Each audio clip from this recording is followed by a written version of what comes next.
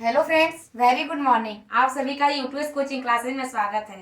तो दोस्तों, जैसा कि आप लोग देख रहे होंगे, तो ये मेरा आज का ये तीसरा वीडियो है। जैसे कि पहले वीडियो में मैं आप लोगों को पॉलिटी का सारा सिलेबस बताई थी और सारा सिलेबस के अकॉर्डिंग मैं एक एक चैप्टर को बता रही हूँ। तो जो सेकेंड वाले वीडियो में था, मैं आपको संविधान सभा के बारे में बताई थी। तो आपका पार्ट फर्स्ट था। आज मैं आप लोगों को संविधान सभा का ही पार्ट सेकेंड जा रही हूँ बताने। तो पार्ट सेकेंड में जैसे हम लोग वहाँ में पहले वाले वीडियो सेकेंड वाले वीडियो में हम लोग क्या क्या पढ़ चुके थे। जैसे संविधान क्या है, संविधान सभा को सबसे पहले कहाँ लागू किया गया था, और इन सभी के बारे में हम लोगों ने पढ़ा था। तो आज हम लोग उसके आगे बढ़ते हैं। तो चलिए आज हम शुरू करते हैं कैबिनेट मिशन। जैसे ये कैबिनेट मिशन होता क्या है। जैसे कैबिनेट मिशन को आज हम लोग पढ़ेंगे कि इसको किसने भेजा और ये क्या होता है। तो कैबिनेट मिशन क्या है। जो कैबिनेट मिशन है वो सबसे पहले कहाँ आया। सबसे पहले ये दिल्ली में आता है। दिल्ली मतलब सबसे पहले भारत में आया। तो कैबिनेट मिशन सबसे पहले दिल्ली में आया और कब आया, 24 मार्च 1946 को आया। अब ये कैबिनेट मिशन होता क्या है। जैसे इस कैबिनेट मिशन को, इस प्लान को जिसने भेजा था, जिस कैबिनेट मिशन प्लान को किसने भेजा था, इसको लेबर पार्टी ने भेजा था। अब आप लोग सोचेंगे कि ये लेबर पार्टी कहाँ से आ गई।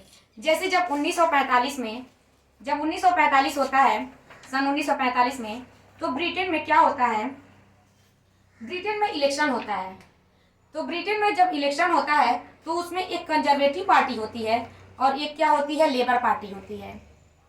तो जो कंजर्वेटिव पार्टी होती है, कंजर्वेटिव पार्टी हार जाती है और लेबर पार्टी क्या होती है, जीत जाती है। तो जब लेबर पार्टी जीतती है तो लेबर पार्टी में जो पीएम बनते हैं वो क्लीमेंट एटली बनते हैं। जो क्लीमेंट एटली थे, कैबिनेट मिशन प्लान को लेबर पार्टी ने भेजा था और लेबर पार्टी में जो प्रधानमंत्री बने थे वो क्लीमेंट एटली थे। तो कैबिनेट मिशन प्लान में टोटल 3 मंत्री थे। कैबिनेट मिशन प्लान में टोटल 3 मंत्री थे और तीनों मंत्री वो नाम क्या क्या है, ये बहुत ही इंपॉर्टेंट है। पहले थे पैट्रिक लॉरेंस, दूसरे थे एवी अलेक्जेंडर और जो तीसरे थे वो थे स्टेफोर्ड क्रिप्स। जो पैट्रिक लॉरेंस थे वो क्या थे, वो भारत मंत्री थे। जो पैट्रिक लॉरेंस थे वो क्या थे, भारत मंत्री थे। एवी अलेक्जेंडर जो थे वो नेवी मंत्री मतलब नौसेना मंत्री थे। और स्टेफोर्ड जो क्रिप्स थे, स्टेफोर्ड क्रिप्स व्यापार मंत्री थे। अब देखिए, ये जैसे मैं लिखी हूँ PAS, आप लोग सोचते होंगे कि ये क्या लिखी है। तो ये देखिए याद करने का तरीका है। PAS मतलब पास से याद रखिएगा। जैसे ये से पूछ देगा कैबिनेट मिशन में कितने मंत्रियों ने शामिल थे। तो पहले थे पैट्रिक लॉरेंस। तो पैट्रिक लॉरेंस मतलब पी से इसका लेटर शुरू होता है, एवी अलेक्जेंडर इनका ए से, और स्टेफोर्ड क्रिप्स मतलब यस से इनका शुरू होता है। इस तरह से आप लोग याद रख सकते हैं पास से। पैट्रिक लॉरेंस, ए से एवी अलेक्जेंडर और एस से स्टेफोर्ड क्रिप्स। अब देखिए कैबिनेट मिशन प्लान का जो अध्यक्ष था, कैबिनेट मिशन प्लान का जो अध्यक्ष थे वो कौन थे, पैट्रिक लॉरेंस थे। अब हम बात करते हैं संविधान सभा की। संविधान सभा में हम बात करेंगे सबसे पहले कि संविधान सभा में कुल कितने सदस्य थे। तो संविधान सभा में कुल 389 सदस्य थे। अब 389 सदस्यों में से भी ये कई पार्ट में बट गए थे। जो 389 सदस्य थे, 389 सदस्यों में से भी वो कई पार्टी में बट गए थे। जैसे जो पहला था वो ब्रिटिश प्रांत, दूसरा जो है चीफ कमिश्नर प्रांत में बटा था, और जो तीसरा है वो देशी रियासतों में बटा था। जैसे जो ब्रिटिश प्रांत था, ब्रिटिश प्रांत में 292 सदस्य थे और चीफ कमिश्नरी में 4। अब देखिए ये पूछ देगा चीफ कमिश्नरी में 4 जो सदस्य थे वो कहाँ कहाँ से थे। तो देखिए मैं बात करती हूँ सबसे पहले अजमेर, सबसे पहले अजमेर है, फिर बलूचिस्तान से, तीसरा जो है कुर्ग और चौथा जो है दिल्ली से। अब इसको भी याद रखने का एक बहुत ही अच्छा तरीका है।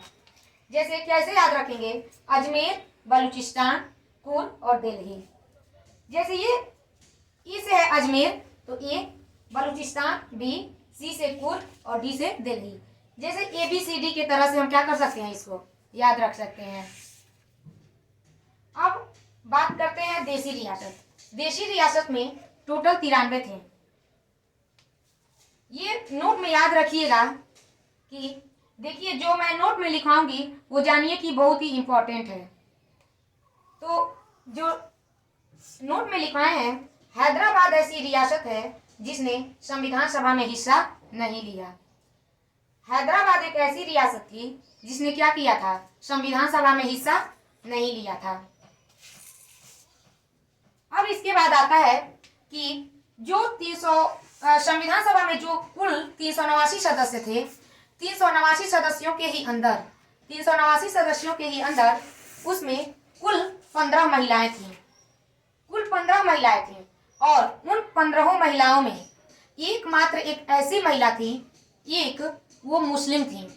तो ये आपसे पूछ देगा, ये इंपॉर्टेंट है कि संविधान सभा में एकमात्र मुस्लिम महिला वो कौन थी। तो संविधान सभा में एकमात्र मुस्लिम महिला बेगम एजाज रसूल थी। ऐसे एससी की जो जनसंख्या थी वो कितनी थी, 26 थी।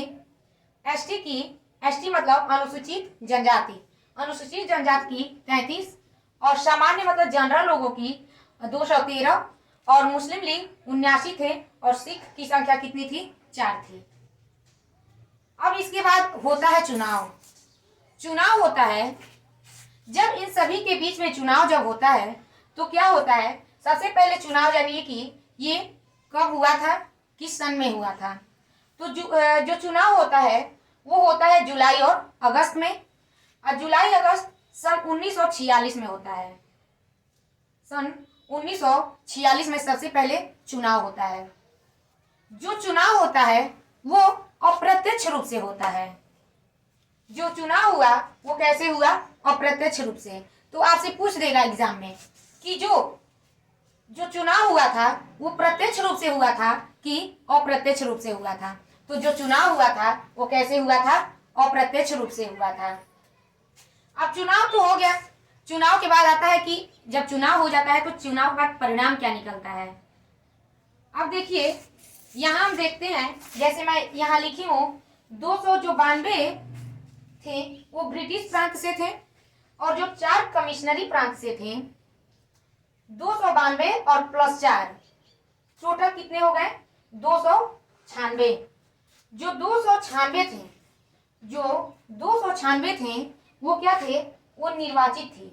वो क्या थी, निर्वाचित। अब निर्वाचित मतलब, अब देखिए पहले ये जान जाएं कि जो 93 जो थी देशी रियासतें वो क्या थी, मनोनीत थी। अब देखिए निर्वाचित थी और ये थी मनोनीत। अब निर्वाचित में और मनोनीत में क्या अंतर है। जैसे निर्वाचित क्या होता है, निर्वाचित होता है जैसे मान लीजिए गांव में कोई वोट डालने जाते हैं तो जब किसी को वोट डाल करके किसी को जिताया जाता है तो क्या होता है, निर्वाचित होता है। लेकिन मनोनीत क्या होता है, मान लीजिए कि हमको ये नेता हमको पसंद है कि हम उनको वैसे ही कह दिए चलिए हमारे तरफ से आप क्या होंगे, यहाँ के प्रधान रहेंगे चाहे कुछ भी रहेंगे। तो जब किसी के द्वारा बस वैसे ही कह देना वो क्या हो जाएगा, वो मनोनीत हो जाएगा। लेकिन वोट के द्वारा जो कराया जाता है वो क्या होता है, निर्वाचित होता है। तो इसमें जो 292 थे और प्लस 4 ये थे, टोटल जो 296 थे वो क्या थे, निर्वाचित थी। और जो 389 थे, सॉरी जो 93 थी वो क्या थी, मनोनीत थी। तो जब चुनाव का परिणाम होता है तो चुनाव के परिणाम में जो सीट निर्वाचित थी उसका तो चुनाव होता है और जो मनोनीत होती है उनका चुनाव नहीं होता है। तो 296 सीट निर्वाचित थी तो उसका चुनाव हुआ, जब चुनाव होता है तो उसमें कांग्रेस से कितने लोग होते हैं? 208, मुस्लिम लीग में 73 और अन्य में कितने होते हैं? 15। तो इस तरह से आप लोगों का ये आज का वीडियो था। इतना सारा मैं पढ़ाई हूँ। जैसे कैबिनेट मिशन में कितने मंत्री थे? तो 3 मंत्री थे, पैथिक लॉरेंस, एवी अलेक्जेंडर और स्टेफोर्ड क्रिप्स। जो कैबिनेट मिशन का जो अध्यक्ष होता है वो पैथिक लॉरेंस थे और संविधान सभा में कुल 389 सदस्य थे, जिसमें से 292 + 4 296 ये क्या थी? निर्वाचित थी और 93 क्या थी? देसी रियासतें वो मनोनीत थी। ऐसे ही कुल महिलाएं 15 थी, एकमात्र मुस्लिम महिला बेगम एजाज रसूल। और चुनाव की बात करते हैं तो जुलाई अगस्त में 1946 में चुनाव होता है। जो चुनाव होता है वो अप्रत्यक्ष रूप से होता है और चुनाव का परिणाम जो निकलता है वो 296 सीट जो निर्वाचित होती है उस पर चुनाव होता है और 93 सीट जो मनोनीत रहती है उस पर चुनाव नहीं होता है। तो आज के लिए बस इतना ही। अगर आपको ये मेरा वीडियो अच्छा लगा होगा तो चैनल को सब्सक्राइब कीजिएगा। Thank you.